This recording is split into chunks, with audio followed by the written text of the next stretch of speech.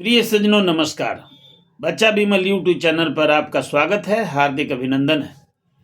बच्चा बिमल आप लोगों के लिए एक भोजपुरी भोजपुरी प्रसंग संगीत के साथ लाया। प्रसंग ये है कि आज संसार में बेटी का कोई कदर नहीं समझता है। बेटी को लोग आग लगा देते हैं, यहाँ नहीं तो भ्रूण हत्या जो है देखिए अपराध करते हैं, पेट के अंदर में जांच करवाते हैं और उसको बेटी को मार देते हैं। इसके ऊपर बच्चा बिमल आप लोगों के लिए जो है आपके प्रकाश में लाना चाहता है। आप इस पर ध्यान देंगे क्योंकि ये सामाजिक संगीत है, समाज के ऊपर इस पर विचार करना है। आइए समय को न गंवाते हुए इस पर हम जो है आगे चलते हैं। कुछ शेर आपके सामने पेश करूंगा बेटी के ऊपर। बेटी ऐसन कौन धन ना हो, बेटी ऐसन कौन धन ना हो, बेटी के बेगर जीवन ना हो। बेटी दुनु कुल के तार देली, अब बुढ़ापा में माई बाप संहार देली। बेटी कुल के दिया हई, दिया मैंने प्रकाश। बेटी कुल के दिया हई, बेटी अपना माई बाप के हिया हई। बेटिए से संसार भइल बा, उजड़ल बगिया गुलजार भइल बा। बेटिए हई पार्वती लक्ष्मी सरस्वती माई, बेटिए हई पार्वती लक्ष्मी सरस्वती माई। वीरंगना बेटिए हई, नाम लक्ष्मी बाई।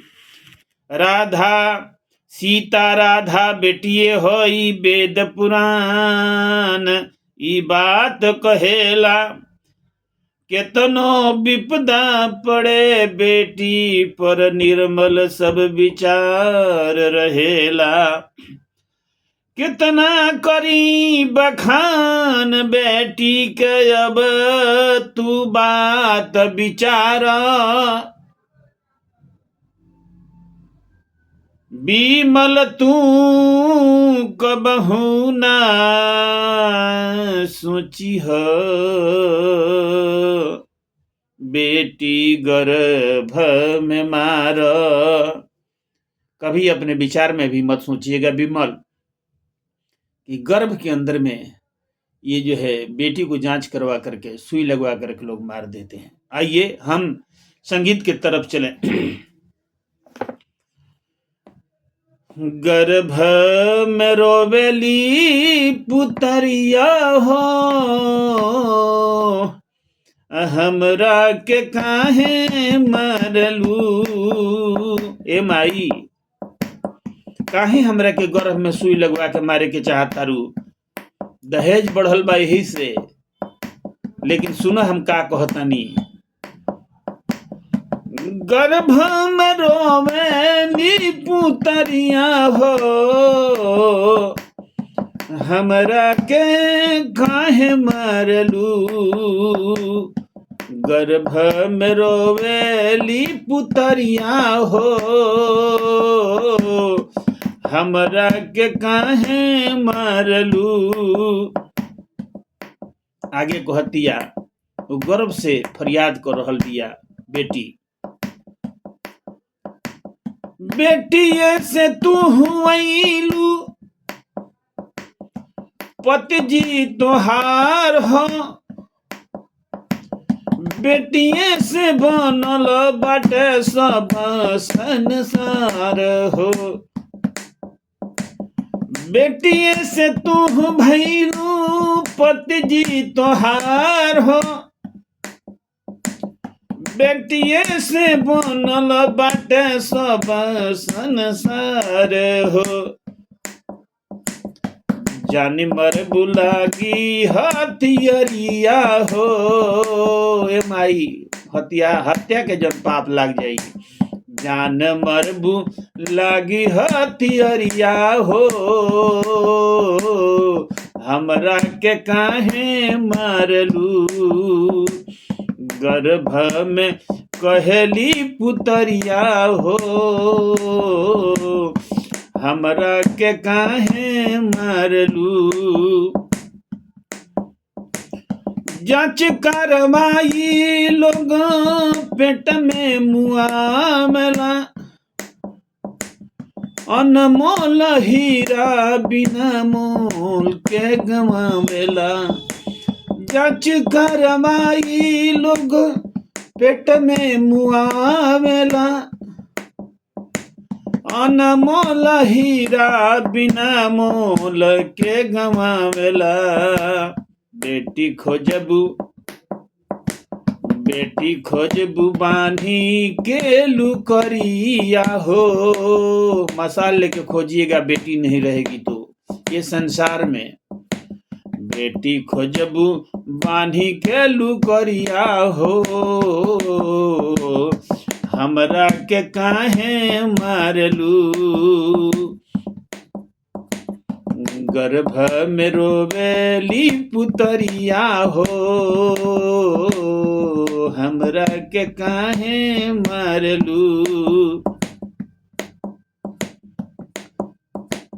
खिलल चमन के वीरान मत बनाव, फूल में से खुशबू आई बगिया लगाव।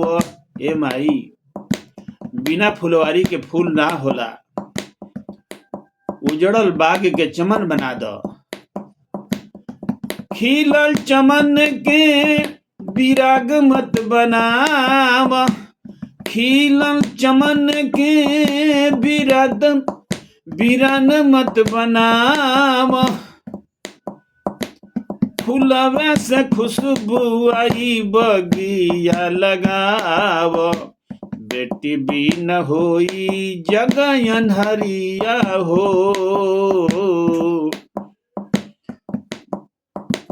बेटी भी न होई जग अन्हरिया हो। हमरा के काहे मारलू, शादी के बाद घर लक्ष्मी बनावा, ममता के आंचल हई आग मत लगाव। जौना बेटी के उ आवत या बहू, ओकरा के लक्ष्मी के स्वरूप समझी। कर्तव्य दोनों तरफ बा।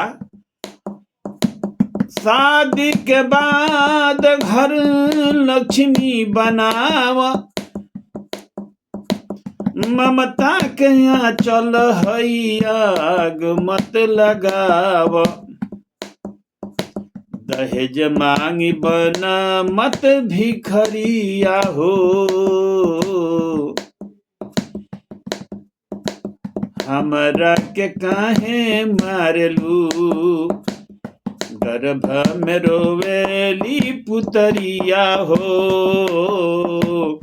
हमरा के काहे मारलू। आखिरी पदबा, उ गर्भे से आखिरी समय में बाप महतारी नइखन मानत लोग, कहे से कि दहेज के कारण ये बहुत बड़ा बीमारी बा। दहेज प्रथा आ भ्रूण हत्या दोनों के अंतर समझे के बा। लास्ट में डॉक्टर साहब जब सुई लगावे जाता रहे तो अपन भाव व्यक्त करती है। कवि के भाव बा, डॉक्टर जी विचार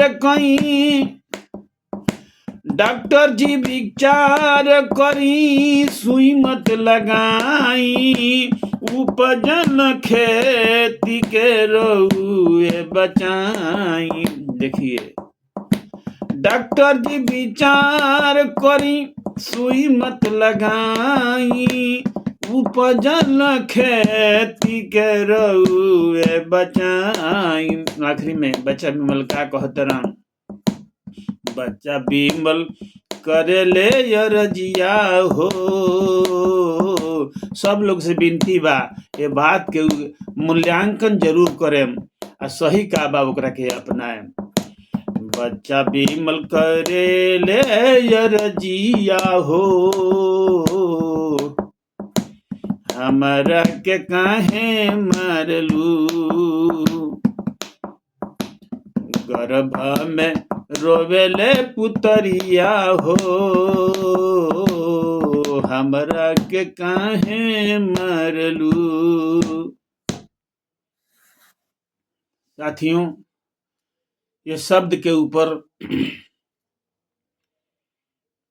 ये मनोरंजन का विषय नहीं है, ये अपने दिनचर्या में और अपने आत्मा के अंदर इस बात को उतारेंगे, यही आपसे मेरी विनती है। बच्चा बिमल को अब विदा दीजिए, फिर अगले दिन आपसे मुलाकात होगी। नमस्कार।